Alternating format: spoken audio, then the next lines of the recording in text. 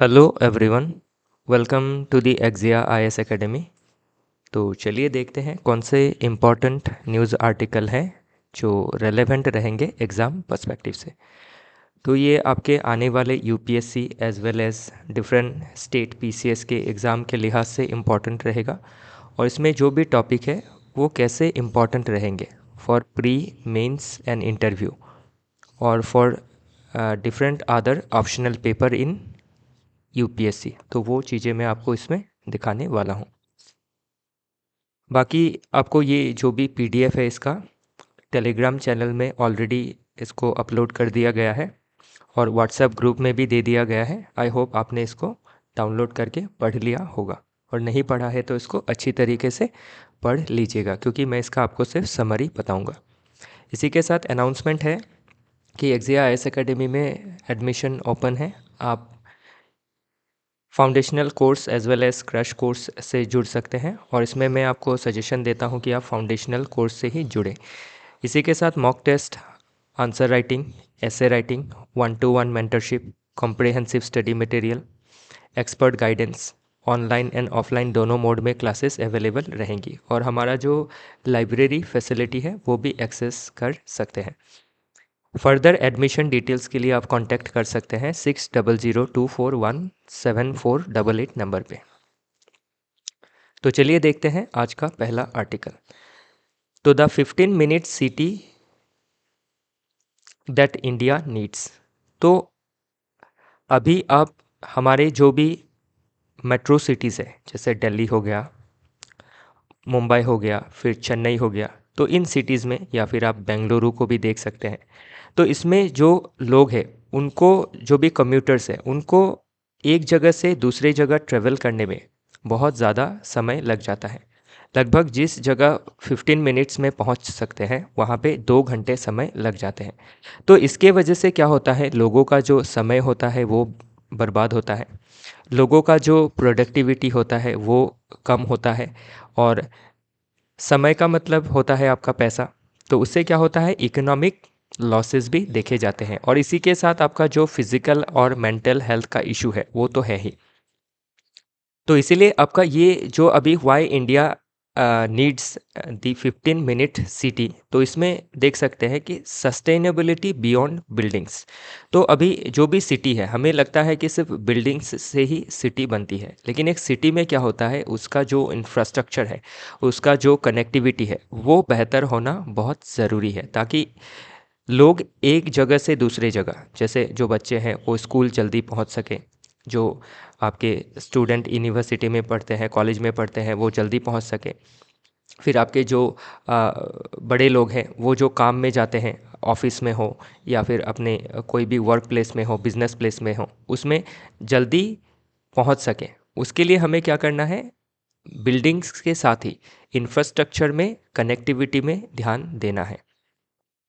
उसी के साथ आपका नेक्स्ट बात करता है अर्बन मोबिलिटी एंड एक्सेसिबिलिटी। जो अर्बन मोबिलिटी है उसको ऐसा बनाना पड़ेगा कि उससे क्या हो, सभी को एक्सेसिबिलिटी आए, और जो ट्रांसपोर्टेशन सिस्टम है उसको इस तरह से लिंक करना कि आपका जो कनेक्टिविटी है उसमें सहूलियत हो। फॉर एग्ज़ाम्पल आपका पब्लिक ट्रांसपोर्टेशन को एनकरेज करना, इसमें आपका पब्लिक बसेस हो या फिर आपका मेट्रो हो, तो उसका आपका इंतज़ाम करना आज के समय पे ये बहुत ज़रूरी हो गया है। क्योंकि जो आपका ट्रैफिक कंजेशन देखते हैं, जिसके वजह से क्या होता है, गाड़ियों की लाइन लगी रहती है, लोगों को एक जगह से दूसरी जगह पहुंचने में 2 से ढाई घंटे, कभी 3 घंटे, 4 घंटे, 5 घंटे तक भी लोगों को लग जाते हैं, जिससे समय की बर्बादी होती है, इकोनॉमिक प्रोडक्टिविटी घटता है, इकोनॉमिक लॉसेस देखी जाती है, फिजिकल स्ट्रेन, मेंटल स्ट्रेन देखा जाता है। तो इसमें ये चीज़ यहाँ पे मेंशन कर दिया गया है, इकोनॉमिक इफ़िशिएंसी और हेल्थ वेलबींग जो अभी बताया। तो इसके लिए अभी क्या करना है, जो भी हमारे प्लानिंग है अर्बनाइजेशन को लेके, उसमें ध्यान देना बहुत ज़रूरी है। तो जो भी पॉलिसीज़ हम बनाते हैं सेंट्रल लेवल में, जैसे आपके स्मार्ट सिटी पॉलिसी हो या फिर आपका अमृत मिशन हो, तो इन सब को क्या करना है, आपका एक बॉटम अप अप्रोच इसमें देखना ज़रूरी है कि बॉटम से जो भी डिफरेंट सिटीज़ है उसमें कौन कौन सी दिक्कतें हैं, उस हिसाब से क्या करना है, पॉलिसीज़ को रीअलाइन करके सिटीज़ को डेवलप करना ज़रूरी है। जैसे जो रास्ता है उसमें आपका जो पेडेस्टेरियन के लिए जो स्पेस होता है वो होना ज़रूरी है। फिर साइकिलिंग के लिए प्लेस होना ज़रूरी है। इसी के साथ आपके प्राइवेट व्हीकल की जगह पब्लिक व्हीकल्स को एनकरेज करना ज़रूरी है। तो इससे क्या है, आपका एनवायरनमेंट का सस्टेनेबिलिटी भी बना हुआ रहता है।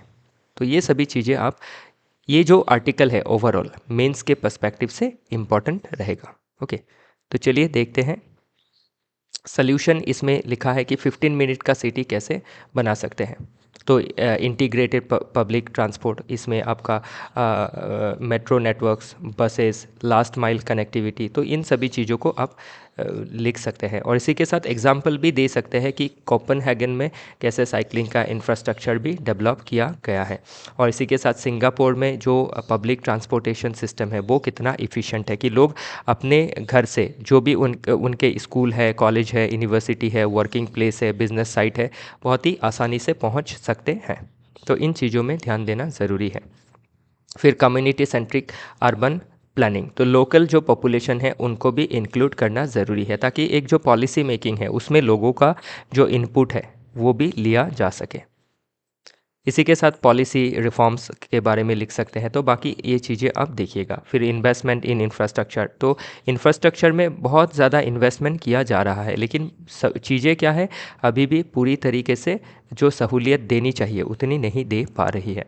फिर public awareness and participation, adopting आपके ग्लोबल बेस्ट प्रैक्टिसेस, जैसे सिंगापुर का जो प्रैक्टिस है, कोपेनहेगन का जो प्रैक्टिस है, तो ये सभी चीज़ें क्या है, अब आसानी से मेंस में सुझाव दे सकते हैं। ओके, चलिए देखते हैं अगला आर्टिकल। तो अगला आर्टिकल स्पेशली दो मुद्दों के ऊपर बात कर रहा है। एक तो आपका एथनिक जो फ्रैक्चर है या फिर जो एथनिक क्लैशेस देखे जा रहे हैं मणिपुर में, या फिर नॉर्थ ईस्ट के डिफरेंट रीजन में भी देखा जाता है। तो अभी के समय पे आप एग्जांपल के तौर पे मणिपुर को ले सकते हैं। और इसी के साथ जो आपके कम्युनल क्लैश देखे जाते हैं between two religion, for example Nagpur में जो आपका कम्युनल रायोट हुआ उसको लेके।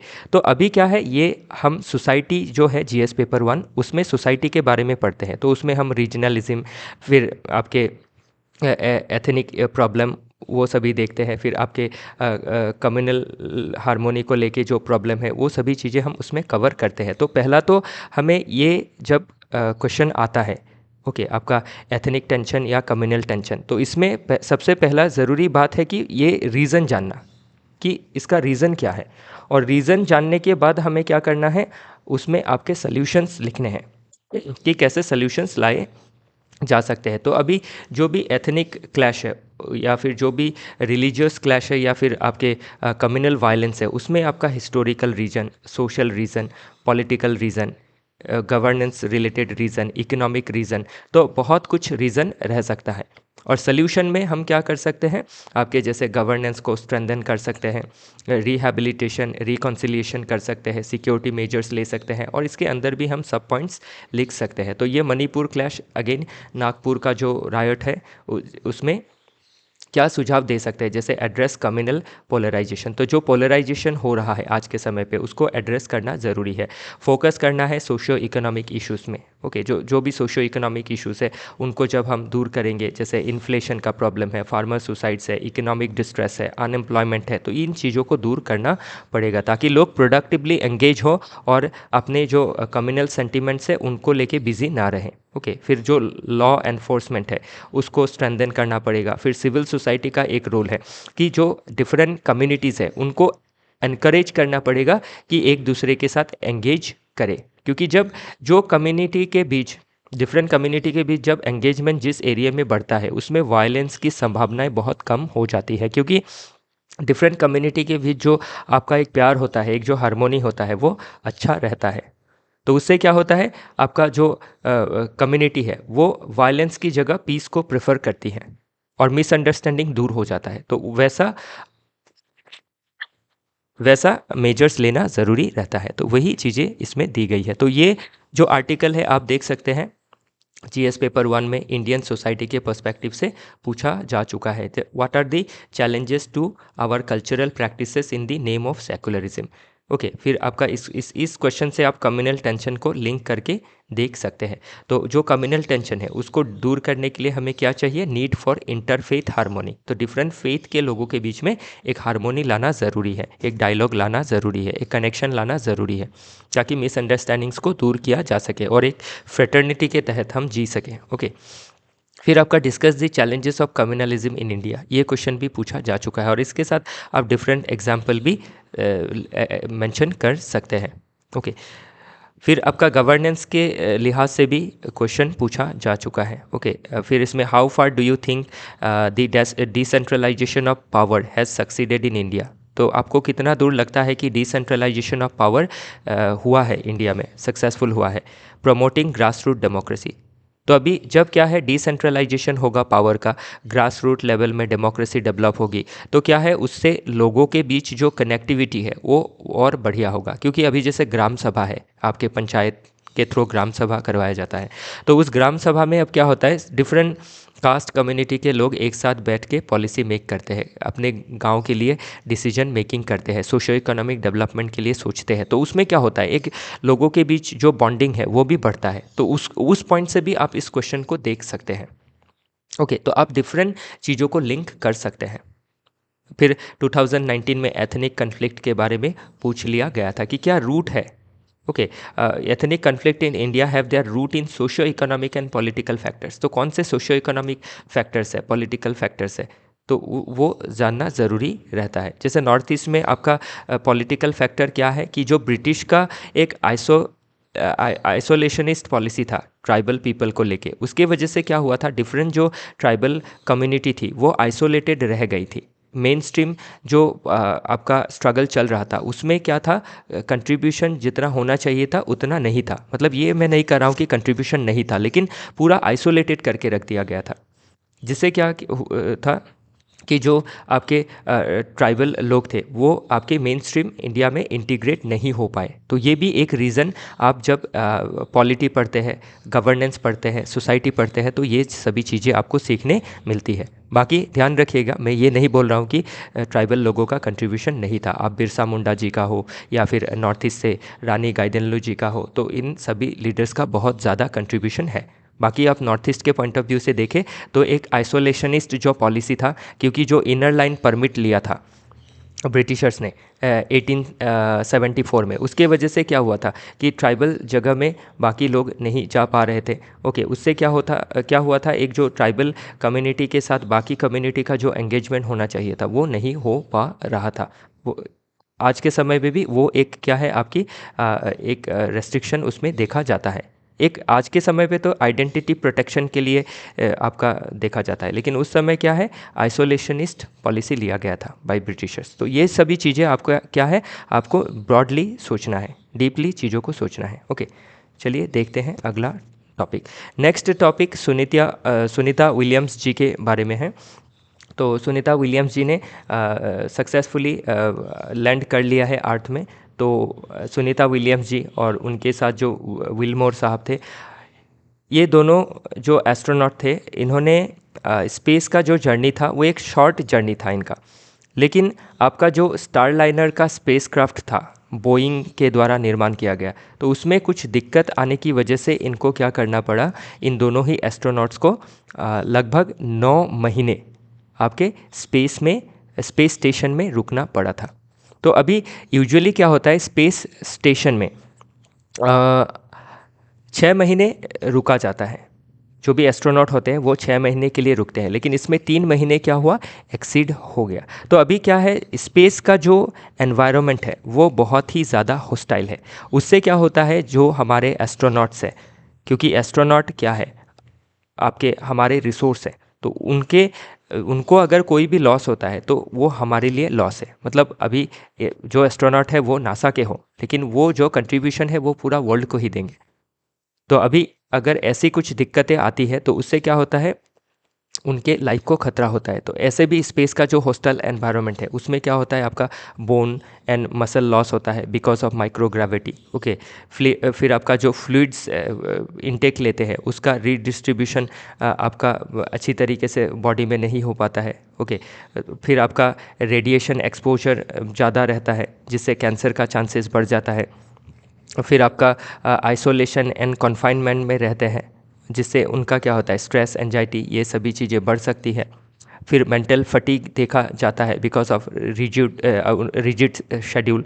फिर इसके काउंटर मेजर्स क्या है, तो ये सभी चीज़ें आपको क्या करना है, इन जनरली समझना है। और ध्यान रखिएगा ये जो टॉपिक है ये आपके प्रीलिम्स में पूछा जा सकता है कि कौन से स्पेसक्राफ्ट से जो एस्ट्रोनॉट थे उनको भेजा गया था, फिर कौन से आपके स्पेसक्राफ्ट से उनको वापस लाया गया था। तो इसमें आपका जो बोइंग का स्टारलाइनर था उस स्पेसक्राफ्ट से भेजा गया था, और लाया किससे गया था, आपका जो ड्रैगन फ्रीडम स्पेस एक्स का जो स्पेसक्राफ्ट था उससे इनको वापस लाया गया था। ओके, तो ये सभी न्यूज़ क्या है, इम्पॉर्टेंट रह सकती है प्रीलिम्स के पॉइंट ऑफ व्यू से। और बाकी चीज़ें क्या है, इन जनरल पूछी जाती है, मैंने पास्ट में भी आपको बताया है। तो इसमें आप देख सकते हैं, discuss India's achievement in the field of space technology and their socio economic benefit. तो मैं पास में भी बहुत बार बता चुका हूँ, आज क्वेश्चन भी आपको दिखा दिया कि ये सभी चीज़ें इन जनरली पूछी जाती हैं। ओके, फिर आपका इसमें लिंकेजेस आप दिखा सकते हैं कि प्राइवेट सेक्टर का कैसे इन्वॉल्वमेंट हो रहा है। ओके, फिर आपका और एक क्वेश्चन पूछा गया है, discuss the challenges faced by India for developing manned space mission. तो 2018 में गगनयान के बारे में अनाउंस किया गया था। तो अभी भी हमारा जो गगनयान मिशन है वो प्रिपरेशन स्टेज में है। तो इसमें हमें कौन कौन सी दिक्कतें आ सकती है, तो अभी आप देख सकते हैं नासा जैसे जो इतने एडवांस आपके इंस्टीट्यूट है उनके भी जो मिशन है उसमें भी दिक्कतें आ जाती है। तो उससे हम क्या सीख ले सकते हैं, ये क्वेश्चन बन सकता है। ओके, बाकी इसमें जो भी चीज़ें पॉसिबल चीज़ें हैं वो मेंशन की गई है। तो ये जो भी आर्टिकल है आपके पर्टिकुलरली प्रीलिम्स के लिए आप जो इसके फैक्ट है वो देख लीजिएगा, और इन जनरल जो सक्सेस है, जो फेलियर है, उससे जो सीख है, वैसे क्वेश्चन ओवरऑल जो अचीवमेंट है उसके बारे में क्वेश्चन मेंस में पूछा जा सकता है।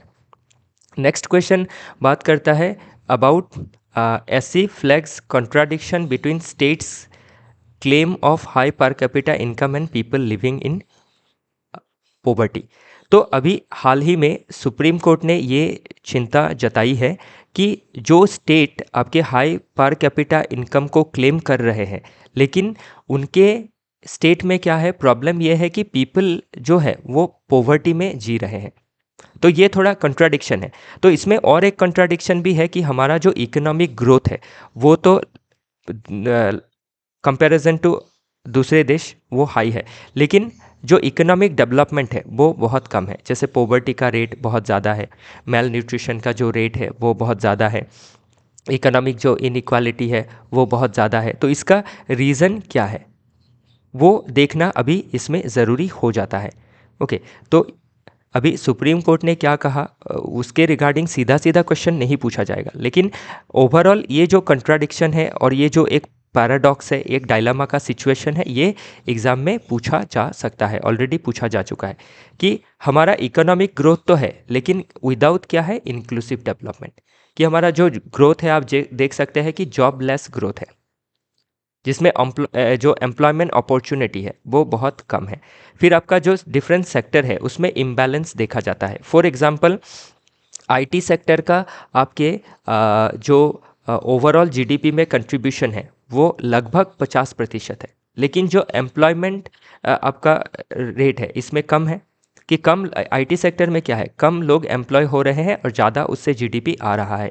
इसका मतलब ये है कि आपका बाकी सेक्टर्स में क्या है, जीडीपी कम है जहाँ पे लोग ज़्यादा एम्प्लॉय है। फॉर एग्जांपल आप अगर खेती बाड़ी में देखें, एग्रीकल्चर में देखें या फिर प्राइमरी सेक्टर में, स्पेशली खेती में 46 से 50% लोग इन्वॉल्व है, लेकिन जीडीपी में कितना कंट्रीब्यूशन है, लेस देन 20%। तो इससे क्या होता है, जो पर कैपिटा इनकम है वो कम जनरेट हो रहा है, और इससे क्या पता चलता है, जो स्टैंडर्ड ऑफ लिविंग है वो भी वीक है आपका।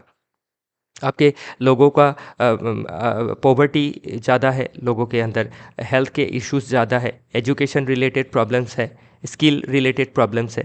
तो इससे क्या हो रहा है, एक आपका इकोनॉमिक इनइक्वालिटी देखा जा रहा है कि ग्रोथ तो है लेकिन डेवलपमेंट जो है वो इंक्लूसिव नहीं है। तो इन्हीं सभी चीज़ों को इसमें मेंशन किया गया है। और इसी के साथ जो गवर्नमेंट के डिफरेंट जो वेलफेयर इनिशिएटिव्स है, वेलफेयर स्कीम है, जैसे पब्लिक डिस्ट्रीब्यूशन सिस्टम है जिसके तहत आपका राशन फ्री में दिया जाता है टू एंश्योर फूड सिक्योरिटी। तो उसमें भी आपका क्या है, इंक्लूजन एरर है, एक्सक्लूजन एरर है। इंक्लूजन एरर मतलब जिसको इंक्लूड नहीं करना चाहिए था वो इंक्लूड हो रहे हैं, और जिसको इंक्लूड करना चाहिए था वो एक्सक्लूड हो रहे हैं, उसको कहा गया है एक्सक्लूजन एरर। ओके, तो इन सभी चीज़ों को हम सभी को एग्ज़ाम के पर्सपेक्टिव से समझना ज़रूरी रहता है। ओके, तो वही सभी डेटा जो भी ज़रूरी है एग्ज़ाम के लिए वो दिया गया है। तो ये जो आर्टिकल है ये आपके मेंस के पर्सपेक्टिव से बहुत ज़रूरी रहेगा, क्योंकि पास्ट में आप क्वेश्चन पूछे जा चुके हैं। 2020 में poverty elevation programme in India remain mere show pieces unless they are backed by political will। Okay, तो जो भी पोवर्टी एलिवेशन प्रोग्राम है उसमें पॉलिटिकल विल कितना ज़रूरी है उसके बारे में क्वेश्चन पूछा जा चुका है। तो ये सुप्रीम कोर्ट का भी ऑब्जर्वेशन यही कहता है कि पॉलिटिकल विल होना बहुत ज़रूरी है। ओके, तो इसी को आपको क्या करना है, आप इसको लिखने की कोशिश कीजिएगा। आज हमने आपको मॉडल आंसर नहीं दिया है, ताकि आपको पास्ट के क्वेश्चन से दिए हैं, तो इसको ट्राई कीजिएगा लिखने की, और जो कंटेंट होगा वो इससे आप प्राप्त करेंगे। ओके, चलिए देखते हैं अगला टॉपिक। नेक्स्ट टॉपिक बात करता है we do not want to import politics from overseas. तो अभी क्या हुआ, हाल ही में इंडिया ने ये कंसर्न जताया कि न्यूजीलैंड में भी जो प्रो खालिस्तानी एक्टिविस्ट है वो इंडिया के अगेंस्ट आवाज़ उठा रहे हैं। तो अभी इंडिया ने ये कंसर्न जताया कि जो न्यूजीलैंड है उनको ये जो भी एलिमेंट है इनसे डील करना चाहिए, जो एंटी इंडिया एलिमेंट है। तो तभी न्यूजीलैंड का रिप्लाई इसमें ये आया कि न्यूजीलैंड एक डेमोक्रेटिक नेशन है और वो लोगों का जो right to freedom of speech and expression है उसको वायलेट नहीं करते हैं अनटिल उन्होंने कोई क्रिमिनल एक्टिविटी ना किया हो।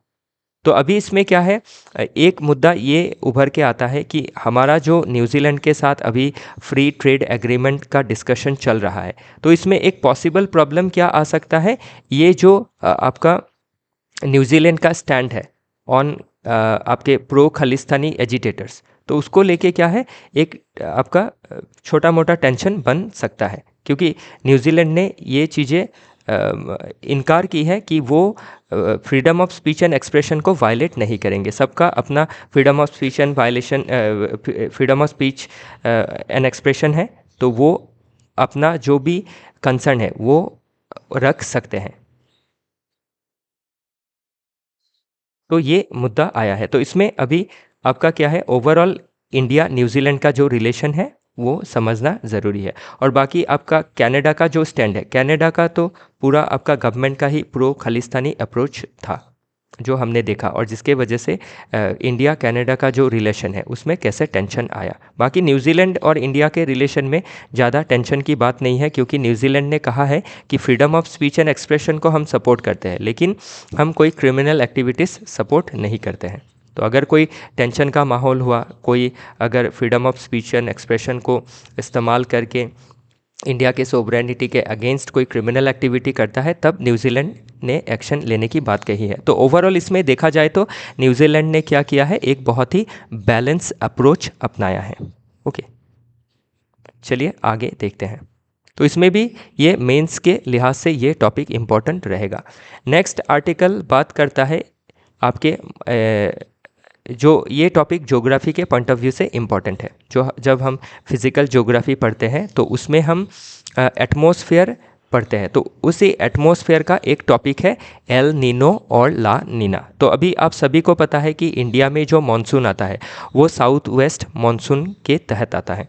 तो उस साउथ वेस्ट मानसून को क्या है, El Nino and La Nina negatively and positively trigger कर सकते हैं। तो अगर एल नीनो आया तो जो इंडिया का साउथ वेस्ट मानसून के तहत जो रेनफॉल पड़ता है इंडिया में, एल नीनो के तहत उसमें नेगेटिव इम्पैक्ट देखा जा सकता है। जो आपका रेनफॉल है उसमें कमी देखी जा सकती है, और ला नीना में क्या है, बढ़ोतरी देखी जा सकती है। लेकिन इसमें ध्यान रखिएगा कि एल नीनो ला नीना के साथ और दो कंडीशन है। एक है आपका इंडियन ओशन डाइपोल, और उसी के साथ और एक आपका फेनोमेनन है मेडियन जूलियन ऑसिलेशन। तो ये चीज़ें भी क्या करती है, इंडिया के मानसून को इम्पैक्ट करती है। तो अभी अगर एल नीनो का सीज़न रहा तो इससे क्या हो सकता है, इंडिया में आपका ड्रॉट सिचुएशन हो सकता है। अगर ड्रॉट सिचुएशन हुआ तो फूड सिक्योरिटी पे इंडिया का इम्पैक्ट पड़ सकता है। फिर आपका जो फूड प्रोडक्ट्स है उसमें इन्फ्लेशन दिखाई दे सकते हैं। तो कैसे एल नीनो और ला नीना, एक तो इसका आपका ज्योग्राफिकल जो इसका पैटर्न है वो आपको समझना है, जो एटमॉस्फेरिक पैटर्न है उसको वो समझना है आपको। उसके बाद ये चीज़ें कैसे आपके हमारे इकोनॉमी को इम्पैक्ट करती है वो समझना ज़रूरी है। तो एल नीनो ला नीना प्रीलिम्स में भी आ सकता है, एज वेल एज मेंस में भी जीएस पेपर 1 में पूछा जा सकता है, और एल नीनो ला नीना को एग्रीकल्चर से कनेक्ट करके भी पूछा जा सकता है। ओके, तो ये एटमॉस्फेरिक फेनोमेनन है, तो इसको भी आपको ध्यान से देखना होगा। नेक्स्ट आर्टिकल बात करता है torture shadows India's justice system. तो अभी जो आप देखते हैं ना कि कस्टोडियल वायलेंस होता है, तो कस्टोडियल वायलेंस में टॉर्चर एक फॉर्म ऑफ वायलेंस है। जैसे आपके कस्टोडियल रेप हो जाता है तो उसी तरह कस्टोडियल टॉर्चर भी है जो कि ह्यूमन राइट्स को वायलेट करता है। ओके, हमारा आर्टिकल जो 21 है, right to life and personal liberty, उसमें राइट टू लाइफ में क्या कहा जाता है कि लाइफ मियर लिविंग नहीं है, लाइफ में डिग्निटी भी आ जाता है। और टॉर्चर क्या करता है, हमारा डिग्निटी को वायलेट करता है। और इंडिया में क्या है, टॉर्चर के अगेंस्ट कोई आपका डोमेस्टिक लॉ नहीं है। इवन जो यूएन का कन्वेंशन है अगेंस्ट टॉर्चर, उसको भी इंडिया ने रेटिफाई नहीं किया है। तो अभी इससे क्या हो जाता है, हमारे जो भी इंडिया के जो भी फ्यूजिटिव्स है या फिर जो भी ऑफेंडर्स है वो बाहर में दूसरे देशों में अरेस्ट हो जाता है। लेकिन अरेस्ट होने के बाद क्या होता है, उनको एक्स्ट्राडिक्ट नहीं किया जा सकता है, क्योंकि उनके डिफेंस में जो भी लॉयर होते हैं वो इंडिया के जो प्रिजन सिस्टम है, जो आपका ओवरऑल जो जस्टिस सिस्टम है उसको क्रिटिसाइज़ करते हैं कि अगर इंडिया में भेज दिया गया तो इंडिया का जो प्रिजन है, जो लीगल सिस्टम है, उसमें क्या होता है, आपका क्रिमिनल्स को टॉर्चर किया जाता है जो अगेंस्ट ह्यूमन राइट है। तो इसमें एक मुद्दा ये भी समझना ज़रूरी हो जाता है, हमें लगता है कि क्रिमिनल्स के क्या ह्यूमन राइट्स हो सकते हैं क्या। देखिए, क्रिमिनल्स का भी ह्यूमन राइट होता है, क्योंकि क्रिमिनल्स ने जो क्राइम किया है उसको सज़ा एज़ पर लॉ ही मिलेगी। अभी किसी को अगर जेल हो गया है 10 साल, तो ठीक है वो 10 साल जेल में रहेगा, लेकिन उसको जेल में अच्छा कंडीशन देना पड़ेगा। अगर उसका जेल में बुली होता है, उसको टॉर्चर किया जाता है, तो ये अगेंस्ट उसके राइट्स है। तो ये सभी चीज़ें हमें समझना ज़रूरी है। बाकी आप अगर देखें डिफरेंट यूरोपियन देशों में या नॉर्डिक कंट्रीज़ में, तो उनके जेल के हालत आप देख सकते हैं कि कितने अच्छे हैं। आपने डिफरेंट हॉलीवुड की मूवीज़ में भी देखा होगा कि जेल कितने साफ़ सुथरे होते हैं, टॉर्चर नहीं होता है, उनके राइट्स को प्रोटेक्ट किया जाता है, क्योंकि उनको जो पनिशमेंट देना है ऑलरेडी उनको कन्फाइन करके दे दिया गया है। उनको जेल में कन्फाइन कर दिया, उससे और आप क्या पनिशमेंट देंगे। और अगर कोई rarest of the rare case करते हैं तो उनको तो फांसी की सज़ा दी जाती ही है। लेकिन अभी किसी को अगर फांसी की सज़ा होनी है तो उसको अगर जेल में रहते हुए कोई टॉर्चर करता है तो ये उसके राइट्स का वायलेशन है, क्योंकि उसको सज़ा दी गई है फांसी, उसको फांसी होगी, लेकिन उससे पहले उसको टॉर्चर नहीं किया जा सकता है। तो अभी क्या है, हमारे देश में national anti torture law absent है। इसके लिए क्या होता है, इंडिया का बाकी जो डेमोक्रेटिक देश है वो हमें क्रिटिसाइज़ करते हैं, और इससे क्या होता है, हमें जो क्रिमिनल्स चाहिए हमारे देश में ट्रायल करने के लिए वो हम नहीं पा पाते हैं।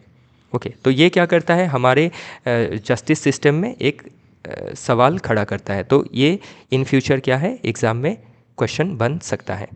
ओवरऑल हमारा जो पुलिस सिस्टम है, जो जस्टिस सिस्टम है, उसके रिगार्डिंग, तो इसको भी आप अच्छी तरह से प्रिपेयर कीजिएगा। बाकी इसके जो भी पास्ट के क्वेश्चन हैं, जैसे 2020 का question, discuss the role of judiciary in protecting human rights in India. तो क्या रोल है जुडिशरी का ह्यूमन राइट्स को प्रोटेक्ट करने में। तो अभी क्या है, जुडिशरी का ये भी रोल है कि जुडिशरी क्या करे, जो पार्लियामेंट है उसको डायरेक्शन दे कि आपके एंटी टॉर्चर लॉ देश में बनना चाहिए, क्योंकि अगर जो क्रिमिनल है उसको पनिश करने के लिए जुडिशरी है, उसको पनिश करने के लिए भारतीय न्याय संहिता है, तो उसके तहत जो पनिशमेंट है उतना ही पनिशमेंट उसको दिया जाएगा। ओके, लेकिन एक्स्ट्रा जुडिशियल जो पनिशमेंट है, जो पुलिस क्या करती है, टॉर्चर करती है, और टॉर्चर करते हुए कभी लोगों की जान भी चली जाती है, तो ये सभी चीज़ें क्या है, आपके लोगों का राइट्स वायलेट करती है। नेक्स्ट आर्टिकल बात करता है रिगार्डिंग हैप्पीनेस। तो व्हाट इज़ हैप्पीनेस? अभी हैप्पीनेस है क्या? तो हैप्पीनेस क्या करता है, आपके क्वालिटी ऑफ लाइफ को दर्शाता है। और हैप्पीनेस क्या है, एक आपका इंटरनल क्वालिटी है। तो अभी इसमें हैप्पीनेस है क्या, इसको डिफरेंट पर्सपेक्टिव से समझाया गया है। ओके, तो अभी ये आर्टिकल तो मैं ओवरऑल आपको नहीं समझा पाऊंगा, लेकिन कुछ चीज़ें समझाने की कोशिश करता हूँ। तो अभी क्या है, happiness is not just an emotion but a result of thoughtful decision. तो अभी इसमें क्या कहा गया है कि हम लाइफ में जो भी डिसीजन लेते हैं वो बहुत ही थॉटफुल होने चाहिए। जब डिसीजंस थॉटफुल होते हैं, ज़्यादा इमोशनल नहीं होते हैं, तब उससे हमारे मन में क्या आता है, हैप्पीनेस आता है। क्योंकि आप जब चीज़ों को रीज़नेबली सोचेंगे, लॉजिकली सोचेंगे, तो आप क्या करेंगे, आप अच्छा बिहेवियर करेंगे। और जब आप अच्छा बिहेवियर करेंगे तब आप बुरा काम नहीं करेंगे, और जब बुरा काम नहीं करेंगे तब आपका क्या होगा, हैप्पीनेस आएगा। ओके, फॉर एग्जांपल अभी आप पकड़ लीजिए, किसी को कोई टेंशन हो रहा है, तो उसने डिसाइड किया कि मुझे क्या करना है, टेंशन हो रहा है तो मैं कोई इंटॉक्सिकेंट ले लेता हूँ, जिससे मुझे क्या होगा, हैप्पी फील होगा, हाई फील होगा। तो ये जो डिसीजन आपने लिया ना, ये आपने एक ऐसा डिसीजन लिया जो थॉटफुल नहीं था। इससे क्या है, आपकी जो प्रॉब्लम है वो एग्रावेट हो जाएंगी। ओके, तो इसीलिए क्या है, आपके जो भी हैबिट है, आप दिन भर में जो करते हैं, क्योंकि हमारे जो भी एक्शन होते हैं, मोर देन 50% एक्शन हमारे हैबिचुअल होते हैं, और हमारा हैबिट अगर ख़राब हुआ तो उससे क्या है, हमें सैडनेस आता है। तो इसीलिए क्या करना है, हमें हैप्पीनेस लाने के लिए थॉटफुल डिसीजंस लेने हैं। फॉर एग्जांपल, और एक एग्जांपल देता हूँ, जैसे आपके पास क्या है, एक अच्छा सा मोबाइल है 10-15 हज़ार का, जो एंड्रॉयड मोबाइल है। तो आपने क्या किया, अभी देखा कि आपके दोस्त के पास क्या है, एक आईफोन है बहुत अच्छा, जो जिसका पिक्चर क्वालिटी बहुत ज़्यादा है या फिर बहुत कुछ फीचर है।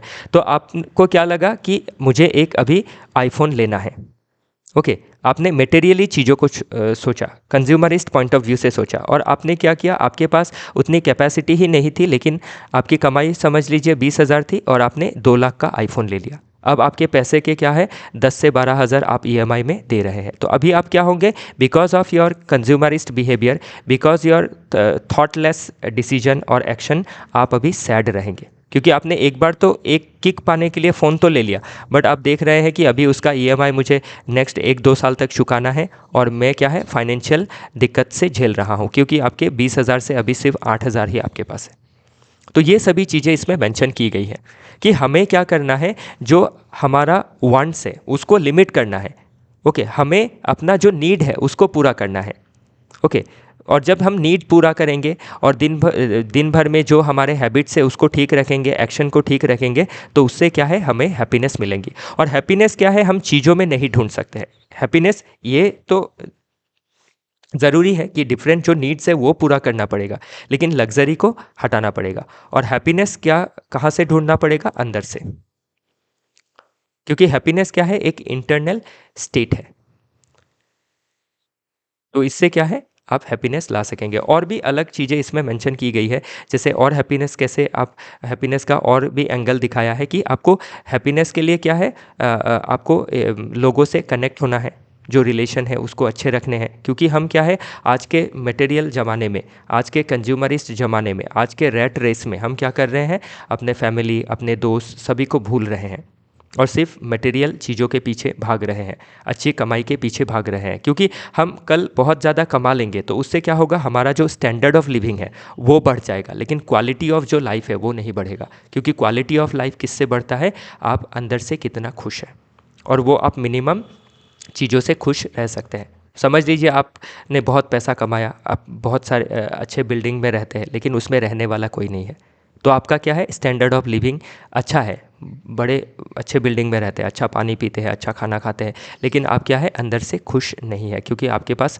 फैमिली मिसिंग है, आपके पास दोस्त मिसिंग है, आपके पास आपके मम्मी पापा मिसिंग है। तो क्या है, आजकल के ज़माने में आप देख सकते हैं कि लोग कमाने के चक्कर में माँ बाप को भी पीछे छोड़ देते हैं, फैमिली को पीछे छोड़ देते हैं, सब भूल जाते हैं।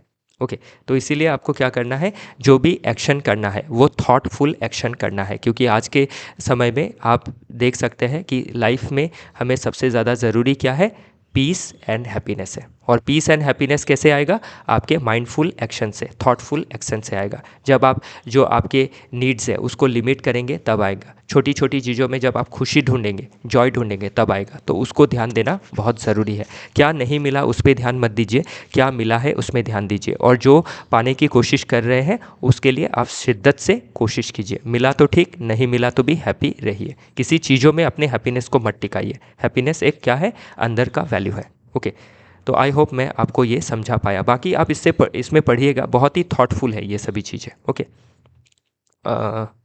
चलिए आगे देखते हैं। तो ये जो आर्टिकल है ये तो बोलना ही भूल गया कि ये आपके एथिक्स के पॉइंट ऑफ व्यू से इम्पॉर्टेंट रह सकता है। बाकी जीएस पेपर 2 के पॉइंट ऑफ व्यू से भी इम्पॉर्टेंट रहेगा कि कैसे गवर्नमेंट डिफरेंट पॉलिसीज ले सकती है to enhance the quality of life of people.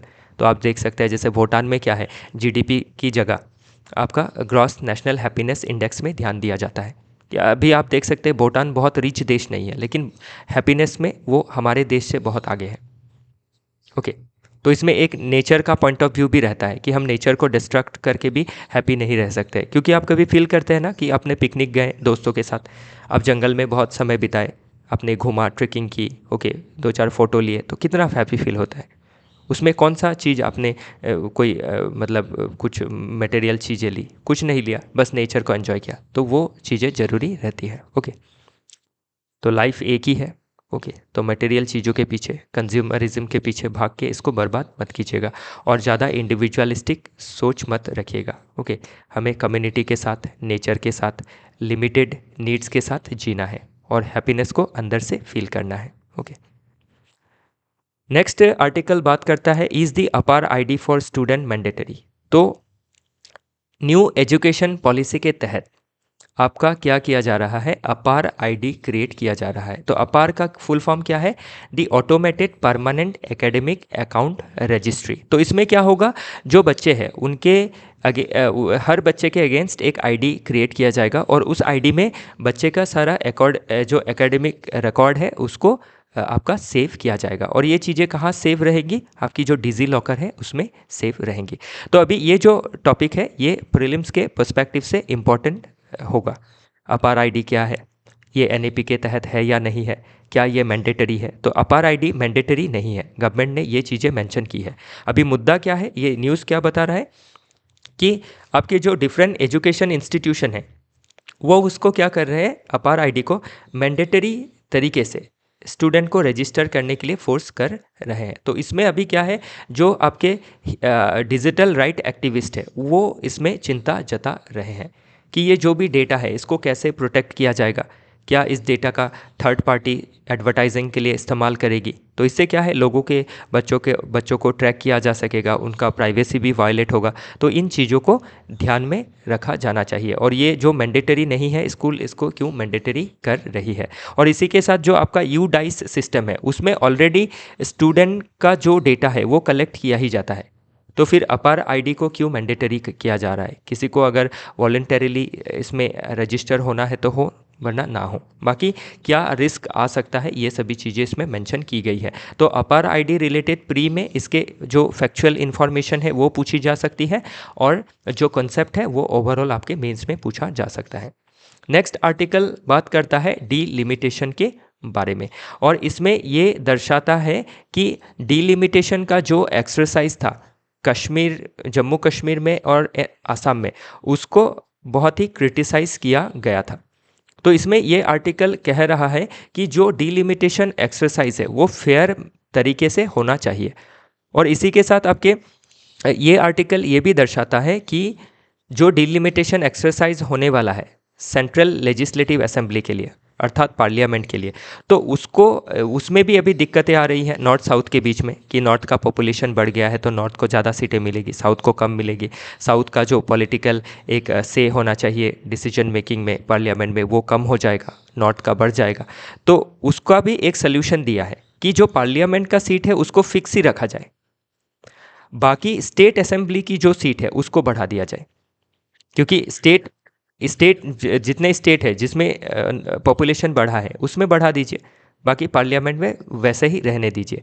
बाकी और एक सजेशन दिया है कि जो राज्यसभा है उसमें जो सीट है उसको क्या किया जाए कि आपका इक्वल कर दिया जाए, जैसे यूएसए में है। अभी यूएसए का जो सीनेट है, सीनेट में आपके क्या है, टोटल 100 मेंबर है, तो 100 मेंबर कहाँ से आए, 50 स्टेट से दो दो मेंबर आए। ओके, तो इंडिया में भी उसको करने का सजेशन दिया है।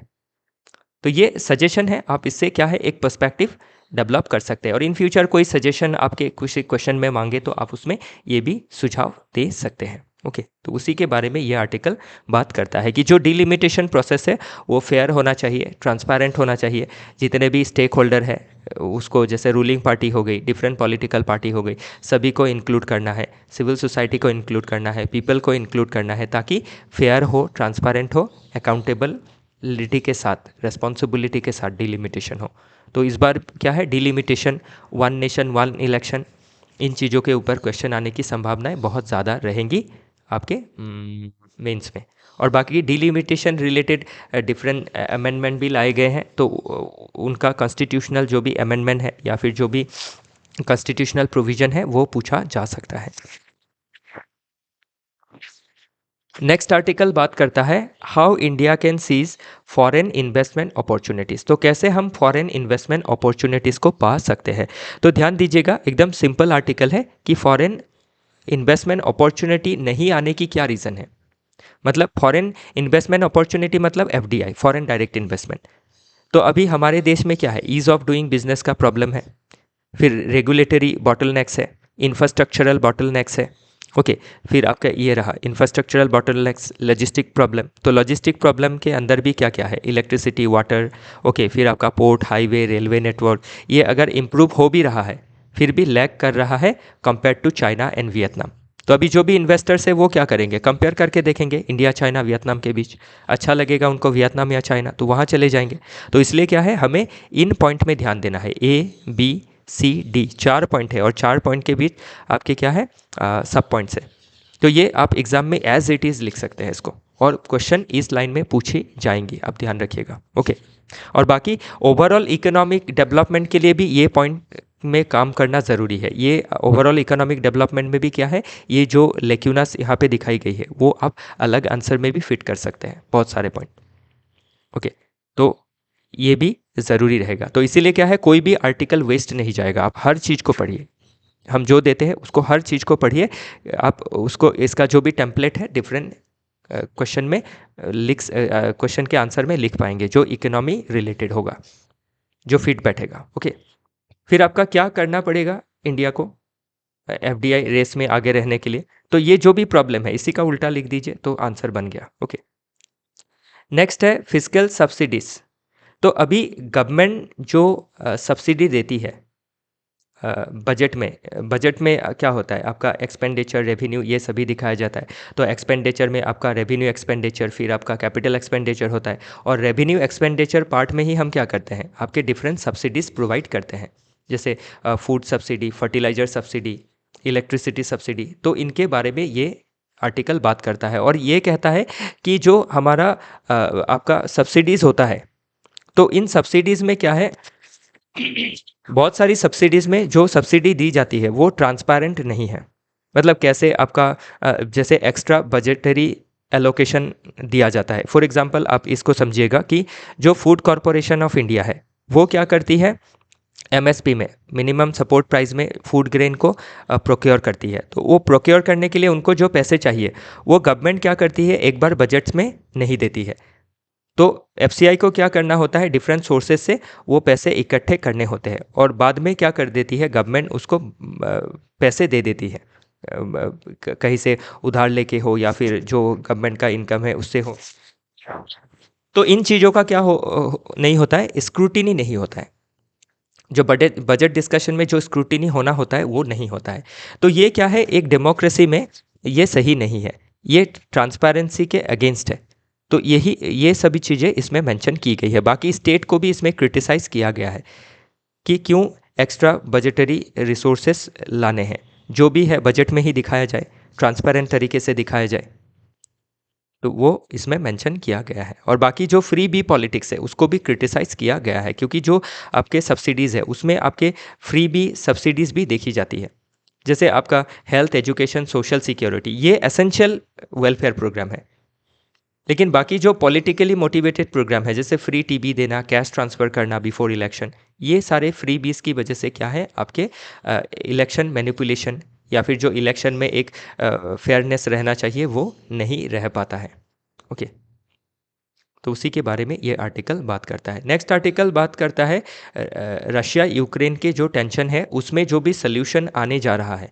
तो इसके सल्यूशन में सबसे बड़ा प्रॉब्लम तो ये है कि यूक्रेन को एक्सक्लूड किया जा रहा है जो भी नेगोशिएशन है उसमें, तो ये एक प्रॉब्लम है।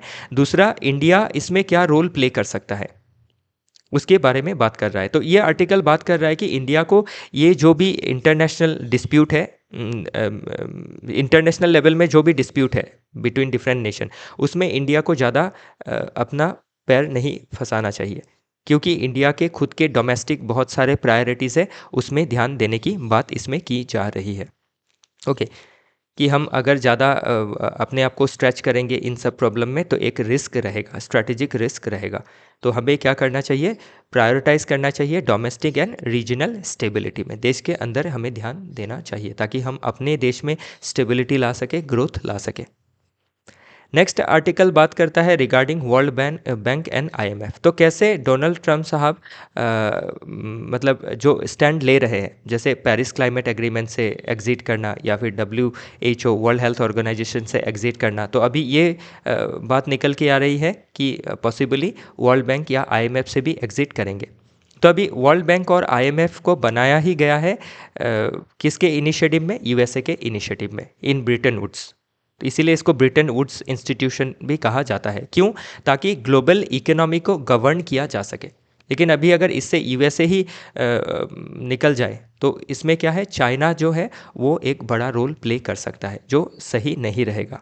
उसी के बारे में ये आर्टिकल बात करता है। तो ओवरऑल आपको वर्ल्ड बैंक, आईएमएफ मेंस में पूछा जा सकता है और प्रीलिम्स में भी फैक्चुअल चीज़ें पूछी जा सकती हैं।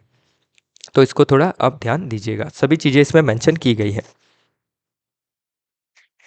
नेक्स्ट आर्टिकल बात करता है अबाउट मैन्युफैक्चरिंग सेक्टर के बारे में। तो अभी मैन्युफैक्चरिंग सेक्टर क्या होता है, हमेशा एक ऐसा सेक्टर होता है जो लेबर इंटेंसिव होता है, जिसमें आपके बहुत सारे वर्कर को एंगेज किया जा सकता है। लेकिन हाल ही के समय में देखा जा रहा है कि जो मैन्युफैक्चरिंग सेक्टर है उसका ग्रोथ में डिक्लाइन आया है। तो अभी मैन्युफैक्चरिंग सेक्टर का ग्रोथ के लिए हमने make in India initiative, okay, production linked incentive, ये सभी इनिशिएटिव्स लिए थे। फिर आपके आत्मनिर्भर भारत इनिशिएटिव, तो उसमें भी मैन्युफैक्चरिंग सेक्टर में फोकस किया गया है।